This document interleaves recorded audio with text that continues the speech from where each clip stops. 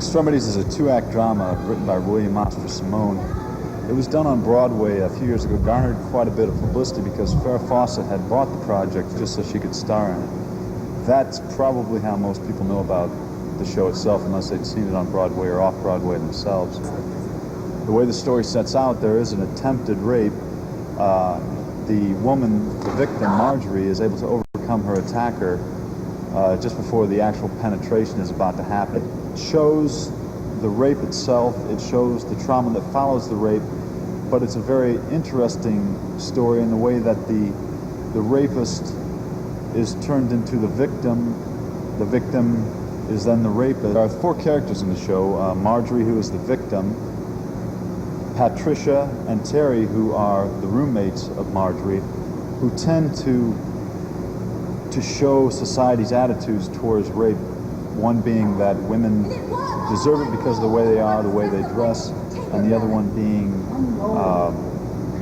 that we should take care of the rapist, that it's a disease, that he's a product of society. Where all these sort of social feelings may not be incorrect, they're certainly not correct. It's a complicated issue, and what we're hoping to do with the play is to show people what rape is and let them see how traumatic the actual act is, as well as what a victim has to endure afterwards, which is probably more traumatic in the long run than the actual event itself. The first phase of the show, after choosing the script, was picking the actors, was casting. I got Gary Schleimer, who is a senior actor who has been trained more than any of the other women in the show. The other women I chose on their naturalness in acting and how well they could improv, how natural they looked with a piece of new material that I might throw at them right away. Marjorie is a very self-centered character. She's not self-centered in a selfish way, but she likes to spend time by herself, doing her artwork, fixing the house, and it's a big intrusion when this man enters the house.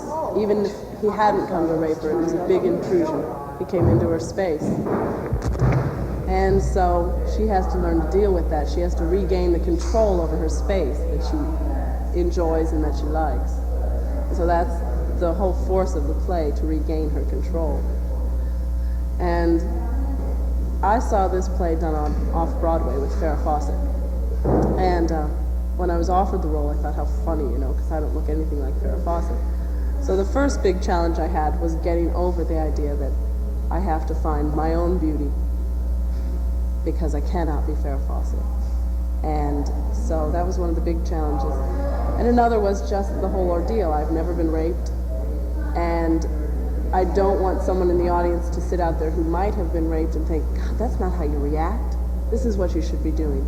So I had to read a lot and talk to a few people, which was very hard to do because not too many people want to talk about their problems. And just getting the ensemble going. It's a show where you've got to have a lot of ensemble. I mean, even though in the play I hate Raoul, I've got to love Gary and I've got to trust Gary in order for him to be able to do the things he does to me. Same thing with Terry and Patricia. We've got to have that kind of friendliness, companionship, and all that stuff. And that's a lot of work for four people that really didn't know each other before this started.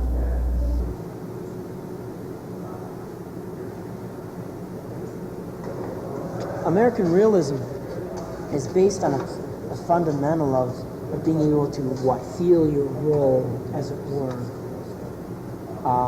method, approach to acting, because that's what American is. Americans do American realism, and they do it because this is our people. This is how we show our world, and an actor portraying a certain character has to be able to feel that, and that's pretty hard to do. I've never raped a woman before. I don't know what it's. I'm not schizophrenic. Some would disagree with that. I don't know how. The whole thing is difficult. Going through a schizophrenic mode, molesting a woman, trying to feel all that and the cast is young, and we're all beginning actors, and yeah, the whole thing is difficult. The whole acting process is difficult. The main obstacles I ran, I didn't even deal with the main obstacles. Raul's background is Hispanic in some way or another, and I didn't even deal with it. Tim didn't want a dialogue because he didn't want something affected, so I didn't even deal with it. The lines were a problem because Master Simone, although writes beautifully and writes tactics for you, they come scattered. They're not motivated. Raul's first 2 scenes are not motivated from anything except from himself. And when you're on stage and getting something from another actor, it's you know, if the lines aren't motivating each other, it's type of difficult. The space was difficult. Time was a problem. Tim did a wonderful job. He brought this whole thing together, and he put it together by himself. And you know, he's a wonderful entrepreneur. You know, time was a main factor. You know, we only had a few weeks to really put the show together. The rehearsal process was incredibly slow, and it didn't start coming together until 2 weeks before opening. And so, you know, that was a major problem. Acting itself, trying to define several actions for one character. He goes in and out of personalities or mind thoughts, you know, defining each one of those. That was tough. The whole thing is tough. Acting is tough, period. It's tough to do somebody you're not. Money. You know, by far is the biggest challenge of doing a project like this because I just don't have any. The biggest artistic concern that I have, though, is because I have to put all this together as a producer, and the time that takes in convincing people and trying to do the publicity and then finally being able to find people who will take those responsibilities over for me, I'm just leery about that time pulling away from the time that I spend with the actors, that I spend with the play, that I spend as just a director. And of course, obviously I hope that it doesn't affect that aspect of it, just because it's probably the single most important aspect of the show. Because Extremities is being produced in a university situation, it's a benefit to someone like myself who doesn't have money and a lot of resources available to me other than the departments here at Ohio State. What I'm trying to do is to take the eclectic strength of Ohio State as a very diverse mammoth university and trying to pull some of the best talent from the different departments.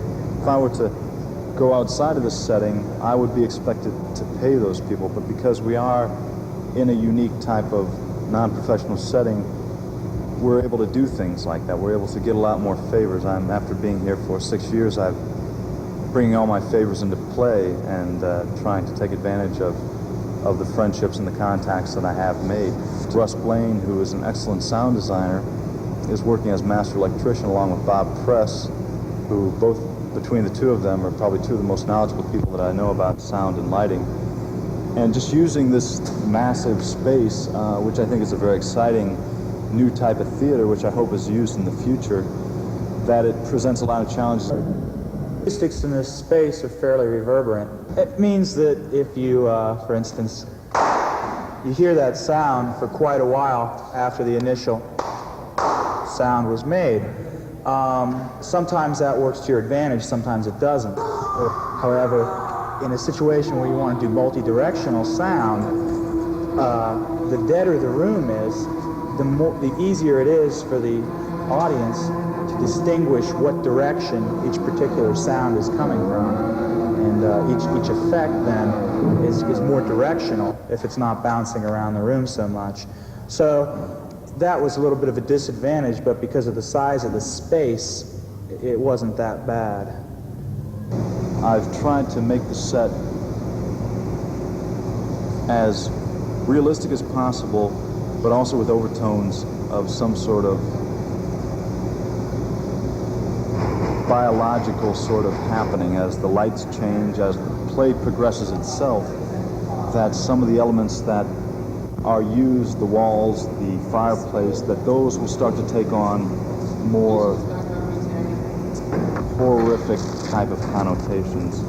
The analogy that I used originally was a forest in the daytime as opposed to a forest at the night, where in the daytime things are very beautiful, peaceful, and placid, but that same setting taken at night is very scary, is very eerie, is very ominous.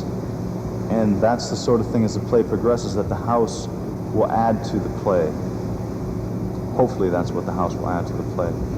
Audience reaction is obviously a very important aspect of any sort of play or film or documentary. It'll be interesting to see how the audience does react to certain aspects of the play. See that again?